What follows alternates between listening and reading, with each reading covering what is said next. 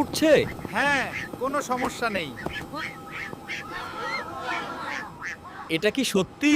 আরে দেখুন, একটা আস্ত হাঁস। বিমানের মধ্যে এটা কিভাবে সম্ভব? একটু জায়গা দিন। ভয় পাবেন না ভাই সব, এই হাঁসগুলো কামড়ায় না, ডিম দেয়। ফ্রেশ ডিম চান? এই হাঁস কিন্তু আকাশের ডিম দেয় না। নিচে হাঁস 500, প্লেনে হাঁস 1000 কচ্চার, কারণ এগুলো উড়ে বেড়ায়। স্যার, এখানে হাঁস বিক্রি করা যায় না। ঠিক আছে। ঠিক আছে, তাহলে জানালা দিয়ে উড়িয়ে দিই।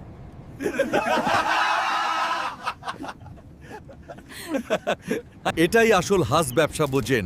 স্কাই ব্যবসায়